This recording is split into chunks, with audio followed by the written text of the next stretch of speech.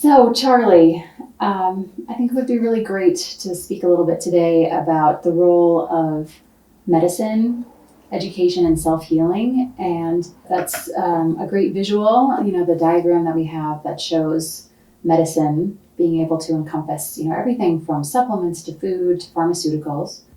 And then if you're fortunate enough to have somebody who can offer the education, it seems like more and more people are leaning towards that type of medicine, whether it be naturopathic medicine or acupuncture or, some more complementary styles of medicine. But what you're offering is really unique because it sounds like what people experience in your work is true lifestyle change and implementing new ways of living and being, and not just a fad or temporary diet or behavioral change. As you grow into loving yourself more and understanding yourself more and a kinder, more understanding relationship with yourself, you don't ever go back. You don't ever go back. And that then applies to and empowers all your behaviors, everything that you do. And I noted as you were speaking that you were speaking of medicines. Medicine is what another person can do for you, right? Whether it's conventional medicine, whether it's naturopathic therapeutics, it's what a doctor or a health provider, someone else can do for you.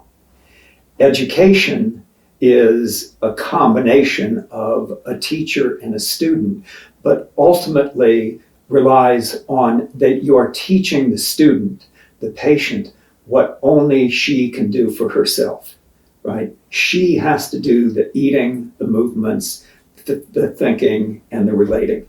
The challenge that virtually every person faces, what limits us, is to what degree we're able to change our behavior, right? That is it. And because if we could truly master our behaviors and do what we sense to be good and right, our health would be impeccable, right? And our happiness, if we could direct our thoughts and our minds. So with that limiting factor, people are looking, this is the real question, how do I do this? And the answer is in the work of self-healing. Self-healing is see, an animal, a dog, cannot even conceive of changing her behavior, right? It's uniquely human to be able to be aware of ourselves, to be self-conscious, and to be able to study ourselves and to desire to change.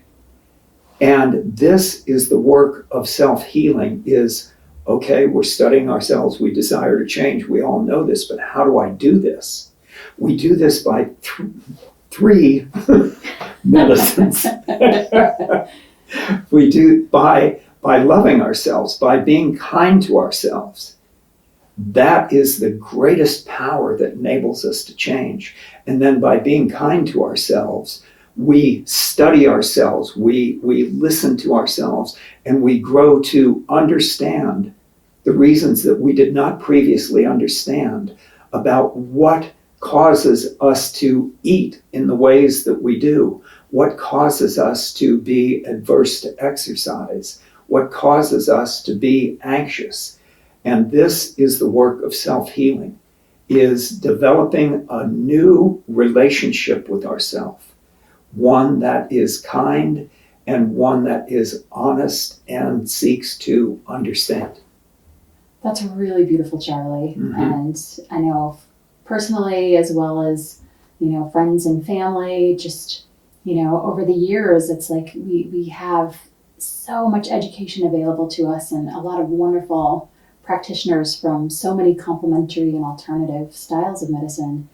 But you're right, the work comes down to what you can do for yourself, and that is the ultimate struggle. And it's just been so exciting to work with you and really learn how to make a lifestyle change and not a lifestyle desire, which I've had many, but in the little over a year working with you, I've Yeah. transformed so many behaviors that I just thought were Right. insurmountable. Right. And it's just such a blessing to do this work with you and learn the teachings and just have the opportunity to really dive in, because this isn't something that I think you could study at one time and get a lot out of it. But if you study it a second time and a third time and you keep doing this work, Mm-hmm. the power of what you're teaching is Yes. phenomenal. Yes.